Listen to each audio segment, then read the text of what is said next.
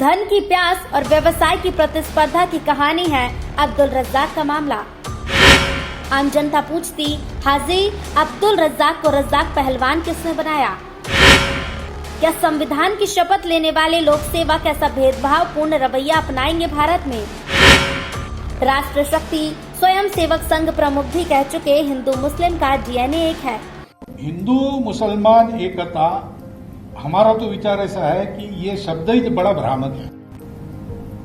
ये दो है ही नहीं, एकता की बात क्या है? इनको जोड़ना क्या? ये जुड़े हुए हैं, ये जुड़े हुए हैं। और ये जब मानने लगते हैं कि हम जुड़े हुए नहीं हैं, तब दोनों संकट में पड़ जाते हैं। हम समान पूर्वजों के वंशज हैं और ये विज्ञान से भी सिद्ध हो चुका है।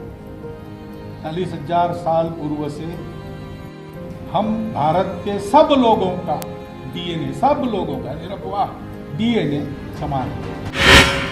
अचानक हाजी अब्दुल रज्जाक पर राष्ट्र का सुरक्षा कैसे दिखने लगी, जबकि अपने भरे पूरे परिवार के साथ अमन चैन से जी रहा था परिवार? क्या आजादी का अमृत महोत्सव ऐसे प्रताड़ित करके मना रहा जबलपुर प्रशासन? बीते सप्ताह जिस नाटकीय घटनाक्रम की शैली में जबलपुर में एक वर्ग विशेष के साथ जो शासन के नुमाइंदों ने अपनी शक्ति के दुरुपयोग का प्रदर्शन किया, वो कहीं न कहीं उन लोगों को नागवार गुजरा जो अपने पुराने काले कारनामों को छोड़कर अमन चैन की जिंदगी को सरबसर कर रहे थे, जिन्हें अपराध की दुनिया में लाने इसी तरह से सफेद पोश और टाई लगाने वालों की महत्ती भूमिका रही। वक्त बदला और वक्त के साथ भारत के साथ पूर्ण देशभक्ति को अपने मन में उतारकर अपराध की दुनिया को छोड़ चुके जबलपुर में कई व्यक्ति हैं। उनमें से एक चर्चित नाम है हाजी अब्दुल रज्जाक उर्फ रज्जाक पहलवान, जो अब सिर्फ अब्बा के नाम से जाना जाता है। कई दिनों से मीडिया में, जबलपुर की मीडिया में खबरों की बाढ़ आ गई, जिसमें जो घटना कारित हुई उसकी उलट खबरें प्रकाशित की गयी। इतना बड़ा चढ़ा कर लिखा गया जैसे जबलपुर में किसी आतंकी को पुलिस ने पकड़ा हो।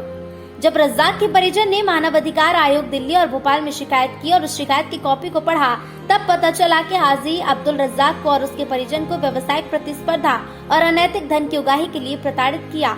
जब कहीं से कोई व्यवस्था नहीं हुई तो एक के बाद एक नए स्टंट जिला प्रशासन ने करना शुरू किए। लेकिन न्यायालय के सामने जब साक्ष्य प्रस्तुत करने की बारी आई तो पुलिस अपनी ड्यूटी छोड़कर सिर्फ इस व्यवस्था में लग गई कि हल्ला तो मचा दिया, अब इसके लिए न्यायालय में नीचा न दिखना पड़े, इसके लिए अपनी खुरापाती बुद्धि का उपयोग करो। और पुलिस अधीक्षक ने बना डाली एसआईटी। इस घटना की शुरुआत ऐसे हुई हाजी अब्दुल रज्जाक के भतीजे शाहबाज और उसके साथियों के साथ विजयनगर में। कार्रवाई हुई है जिसमें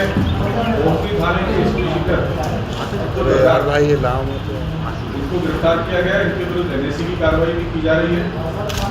कल इनके विरुद्ध 2 अपराध पंजीबद्ध हुए थे। एक थाना विजयनगर में, जिसमें इनकी निशानेदेही पे एक गैरेज में इनकी कार रिपेयर होने गई थी। इन्होंने संदेह के आधार पर अपने लड़के भेज के उस व्यक्ति को प्राणघातक हमला करवाया था, जिसके फलस्वरूप थाना विजयनगर में 307, 147, 148, 427, 120 का मुकदमा कायम किया गया था। इनकी अरेस्ट के लिए जब पर्ची की गई, उसके बाद इनके घर से 5 बंदूकें, जो कि 3 12 बोर की, 1.22 और 1 315 मिली है, जो कुल 5 बंदूकें हैं। कुछ कारतूस भी मिले हैं, जिसमें 8 कारतूस 12 बोर के और 7-8 कारतूस जो है वो 315 के होंगे।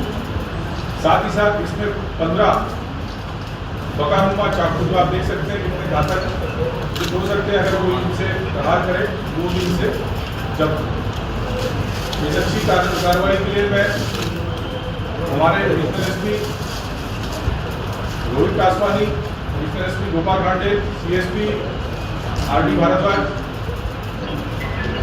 पीआई मूर्ति, पीआई कोतवाली एवं हमारा जो अन्य स्टाफ है वो बहुत बधाई का बात है, क्योंकि उन्होंने बहुत अच्छा कार्रवाई की, इसके कारण हम ये सीजर कर पाए। सर, कभी इन हथियारों का उपयोग हुआ है क्या? ये अभी और देखेंगे। ये पूरा एक अच्छा आपने प्रश्न पूछा है, इनसे अभी और पूछताछ में और हमारे अन्य जो सूत्र हैं उसमें आगे चलकर ये वेरीफाई करेंगे कि ये हथियार इनके पास कहाँ से आए हैं और इसका क्या प्रयोग है।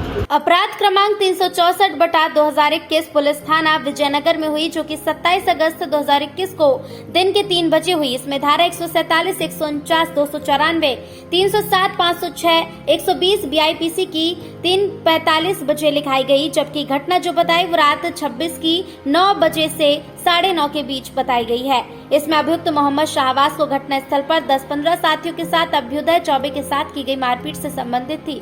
शिकायत और FIR के बीच ये तैयारी शुरू हो गई कि अब्दुल रज्जाक की धौस और उसके कहने पर चौबे के साथ मारपीट की गई।